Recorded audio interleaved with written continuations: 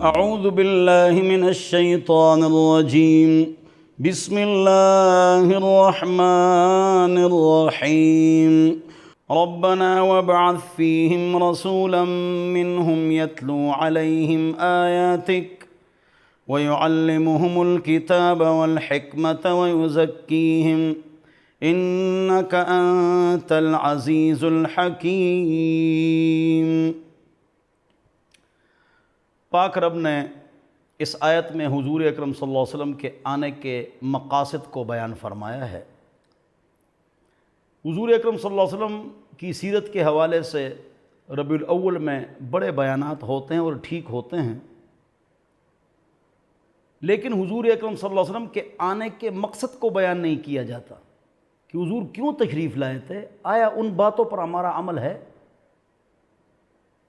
تو حضور اکرم صلی اللہ علیہ وسلم کے آنے کے بہت سارے مقاصد ہیں، لیکن میں صرف 6 یہاں پر بیان کرتا ہوں۔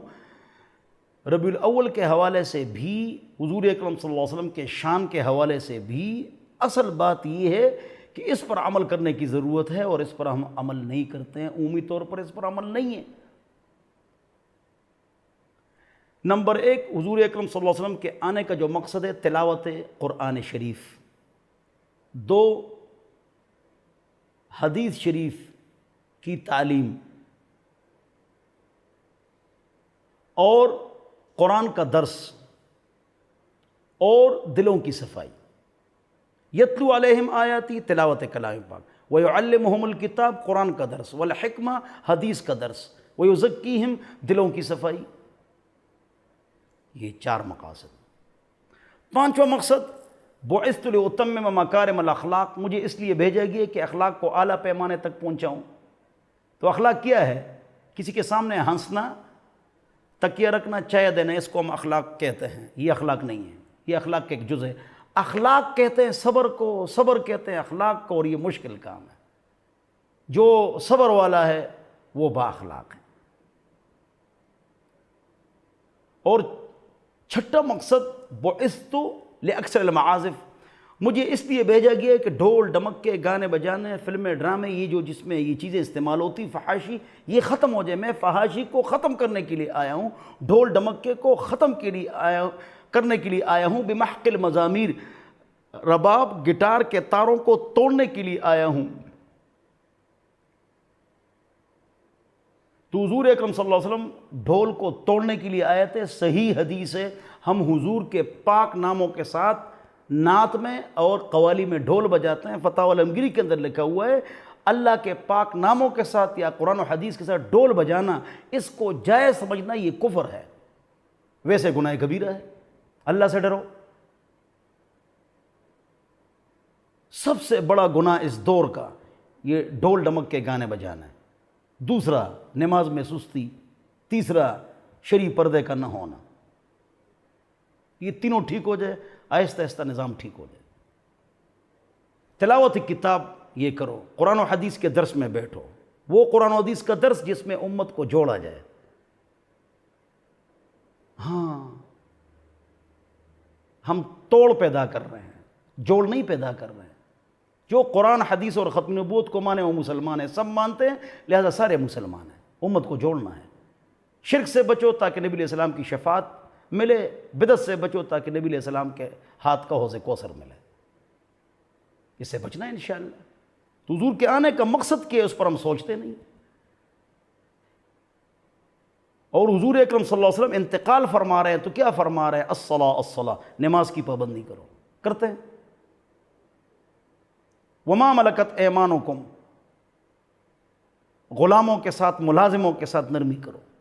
واستوصوا بالنساء خیرا، اور عورتوں کے ساتھ زیادتی، سختی، گالی، پٹائی، ذہنی دباؤ، تشدد عورتوں پر نہ کرو۔ گھر آ کر سلام کرو، پیار کرو۔ لن یضرب خیارکم، تم میں سے اچھے لوگ بیویوں کو نہیں مارتے ہیں۔ معصوم ذات ہے عورت، معصوم، ایک مکہ مارو گر جائے گی۔ نہ بلیک بیلٹ ہے نہ اس نے کراٹے سیکھے ہیں، اس کے پاس صرف زبان ہے، بس اس کو برداشت کرو، برداشت کرو، برداشت کرو۔ وَعَاشِرُوهُنَّ بِالْمَعْرُوفِ کا اچھا ترجمہ میں نے کیا ہے، بہترین کیا ترجمہ ہے؟ عورتوں کے ساتھ گزارا کرو، ان سے محبت کرو، انشاءاللہ وہ ٹھیک ہو جائیں گی۔ اعتراض، تنقید، تعریض، تردید، تانے یہ مت مارو۔ عورتوں کو بھی چاہیے خاموش رہے، خاوند کو جواب نہ دے۔ عورت میں 4 صفات، تقوی آ جائے پریشانیاں ختم، گناہوں کی وجہ سے تکلیفیں آتی ہیں۔ نمبر 2، خاموشی، خاوند کو جواب نہ دے، بعد میں دے جب اس کی طبیعت ٹھیک ہو، اجازت لے لو اس سے۔ 3، خدمت کرو، سویرے اٹھو، اس کی خدمت کرو، سارا کام کرو۔ 4تھی بات، گھر کی باتیں والدین کو نہ سنو، یہ کھل جاتی، لڑائی ہو جاتی ہے۔ جتنی تکلیفیں خود برداشت کرو اور خود گھر کو آباد کرو، اپنے جناب بھائیوں کو انوالو نہ کرو، ان کو نہ بتاؤ۔ موبائل ہے، سب کچھ خبر دیتے ہو، اس سے نقصان ہو جاتا ہے، لڑائیاں ہو جاتی ہے، بیوقوف نہ بنو۔ والدائیں بیٹیوں کو سمجھائیں، تقوی، خدمت، خاموشی، اور گھر کی باتیں والدین کو نہ سنائیں۔ اس تو فرمایا حضرت ابراہیم علیہ السلام نے دعا فرمائی، وہ قبول ہو گئی، اور ہمارے پروردگار ان میں، انہیں مکہ والوں میں، ایک ایسا رسول بھی بھیجنا جو انہی میں سے ہو، رسول منہم، ان میں رسول بھیجو جو انہی میں سے ہو، یعنی انسان ہو اور بشر ہو، اور بشر کا درجہ جو ہے وہ نوری اور ناریوں سے افضل ہے۔ محمد بشر ولیس کالبشر بل یاقوت والناس کالحجر۔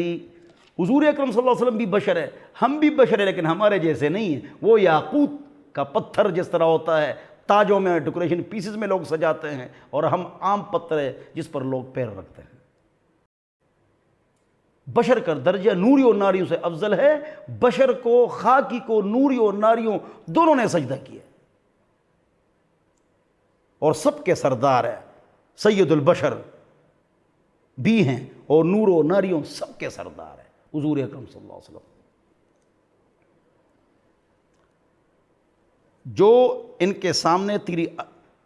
کے سامنے تیری آیتوں کی تلاوت کرے، انہیں کتاب اور حکمت کی تعلیم دے، اور ان کو پاکیزہ بنائے، دل کی صفائی، اس میں بغض حسد ہے، اس کو دبانا ہے، ہر ایک پر اچھا گمان کرنا ہے، غیبت چغلی نہیں کرنی ہے۔ بے شک تیری اور صرف تیری ذات وہ ہے جس کا اقتدار بھی کامل ہے اور جس کی حکمت بھی کامل ہے۔ اور کون ہے جو ابراہیم علیہ السلام کے طریقے سے انحراف کرے؟ تم ہی کر رہے ہو، یہودیوں، عیسائیوں، شرک میں مبتلا ہو، ہم تو نہیں، دین ابراہیمی پر ہم ہیں۔ الا من سفہ نفسہ، سوائے اس شخص کے جو خود اپنے آپ کو حماقت میں مبتلا کر چکا ہو۔ حقیقت تو یہ ہے کہ ہم نے دنیا میں انہیں اپنے لیے چن لیا تھا، اور آخرت میں ان کا شمار صالحین میں ہوگا۔ کن کا؟ ابراہیم علیہ السلام کا۔ جب ان کے پروردگار نے ان سے کہا سر تسلیم خم کر، تو وہ فوراً بولے میں نے رب العالمین کے ہر حکم آگے سر جھکا دیا۔ اور اسی بات کی ابراہیم نے اپنے بچوں کو وصیت کی، اور یعقوب نے بھی اپنے بیٹوں کو نصیحت کی کہ اے میرے بیٹو، اللہ رب العزت نے یہ دین تمہارے لیے منتخب فرما لیا ہے، لہذا تمہیں موت بھی آئے تو اس حالت میں آئے کہ تم مسلمان ہو۔ کیا اس وقت تم خود موجود تھے جب یعقوب علیہ السلام کی موت کا وقت آیا تھا، جب انہوں نے اپنے بیٹوں سے کہا تھا کہ تم میرے بعد کس کی عبادت کرو گے؟ ان سب نے کہا تھا کہ ہم اسی ایک خدا کی عبادت کریں گے جو آپ کا معبود ہے اور آپ کے باپ دادوں ابراہیم، اسماعیل اور اسحاق علی نبینا وعلیہم الصلاۃ والسلام کا معبود ہے، اور ہم صرف اسی کے فرمان بردار ہیں۔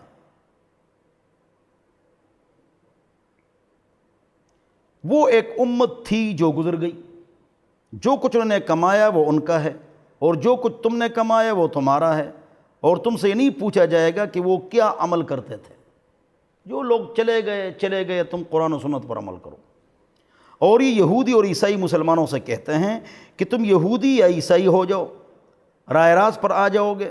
کہہ دو کہ نہیں، بلکہ ہم تو حضرت ابراہیم علیہ السلام کے دین کی پیروی کریں گے جو ٹھیک سیدھی راہ پر تھے، اور ان لوگوں میں سے نہ تھے جو اللہ کے ساتھ کسی کو شریک ٹھہراتے ہیں۔ مسلمانوں کہہ دو کہ ہم اللہ پر ایمان لائے ہیں اور اس کلام پر بھی جو ہم پر اتارا گیا، اور اس پر بھی جو ابراہیم علیہ السلام، اسماعیل، اسحاق، یعقوب اور ان کی اولاد پر اتارا گیا، اور اس پر بھی جو موسیٰ اور عیسیٰ کو دیا گیا، اور اس پر بھی جو دوسرے پیغمبروں کو ان کے پروردگار کی طرف سے عطا ہوا۔ 313 کتابیں اور کاپیاں آئی ہیں، رسول آئے ہیں۔ مصنف ابو بکر بن ابی شیبہ میں روایت موجود ہے۔ ہم پیغمبروں کے درمیان کوئی تفریق نہیں کرتے ہیں، سب قابل احترام ہیں اور سب کی عزت ہے، اور ہم اسی ایک خدا کے تابعدار ہیں، فرمان بردار ہیں۔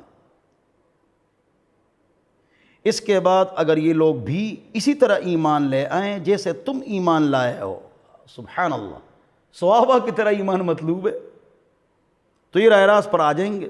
اور اگر یہ منہ موڑ لیں، در حقیقت وہ دشمنی میں پڑ گئے ہیں، بغض حسد کرتے ہیں، اگرچہ ان کو پتہ ہے کہ پاک نبی حق، دین حق، قرآن سچ۔ اب اللہ تمہاری حمایت میں عنقریب ان سے نمٹ لے گا، اللہ اکبر، اور وہ ہر بات سننے والا، ہر بات جاننے والا ہے۔ اے مسلمانوں، کہہ دو کہ ہم پر جو اللہ نے اپنا رنگ چڑھا دیا ہے وہ بہتر ہے، وہ ٹھیک ہے، اور کون ہے جو اللہ سے بہتر رنگ چڑھائے، اور ہم صرف اسی کی بات کرتے ہیں۔ یہ ہندو بھی اور عیسائی بھی، جو بچہ پیدا ہوتا ہے تو اس کو رنگ میں ڈبوتے ہیں کہ یہ ہندو بن گیا یا یہ عیسائی بن گیا، تو پاک رب نے فرمایا اللہ کا جو رنگ ہے نا وہ بہترین رنگ ہے۔ تو مفسرین نے اس کی شرح میں لکھا کہ اس سے مراد ختنہ ہے، اللہ کا رنگ، اس سے مراد کیا ہے؟ ختنہ ہے۔ جب بچہ پیدا ہو جائے پہلے دن 3 کام ہیں، 7ویں دن 6 کام ہیں، یاد کرو۔ عقیقہ کرو، سالگرہ مت کرو، اٹھا کر پھینک دو باہر گلی میں، نئی تہذیب کے انڈے ہے گندے۔ میں نے دیکھا ہے فیشن میں الجھ کر اکثر تم نے اسلاف کی عزت کے کفن بیچ دیے، نئی تہذیب کے بے روح بہاروں کے عوض اپنی تہذیب کے شاداب چمن بیچ دیے۔ دین پر فخر کرو، عمل کرو، ہاں، دین کی عزت کرو۔ پہلے دن 3 کام ہے، بچے کو صاف کرو، 2 دائیں کان میں اذان، بائیں کان میں اقامت، 3 نیک مرد یا عورت کے منہ میں کوئی میٹھی چیز لے جاؤ، کھجور کا معمولی حصہ اس کے تالو کے ساتھ لگاؤ، اس کو تحنیک بولتے ہیں، گھٹی۔ یہ 3 کام سنت ہے پہلے دن، یاد کرو۔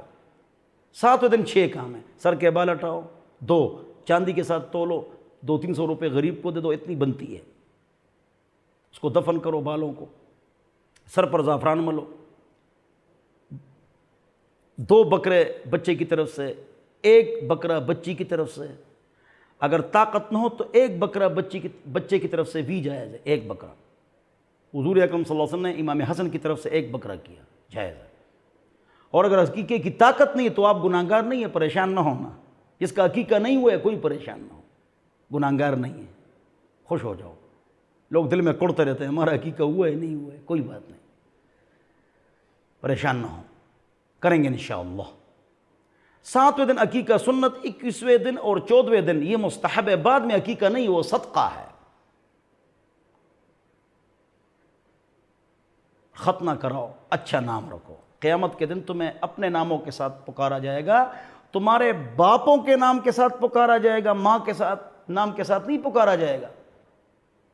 روایت ہے ترمذی مشکات شریف جلد نمبر 2 باب الاسامی، انما تدعون یوم القیامت باسمائکم واسماء آبائکم فاحسنوا اسماءکم، تمہیں قیامت کے دن پکارا جائے گا تمہارے ناموں کے ساتھ، تمہارے باپوں کے ناموں کے ساتھ، لہٰذا اچھے اچھے نام رکھو۔ باپ کے نام کے ساتھ پکارا جائے گا، ماں کے نام کے ساتھ نہیں پکارا جائے گا۔ یہ ہے عقیقہ اور مسائل، شرعی مسائل۔ کہہ دو کہ کیا تم ہم سے اللہ کے بارے میں حجت کرتے ہو، حالانکہ وہ ہمارا بھی پروردگار ہے اور تمہارا بھی پروردگار ہے۔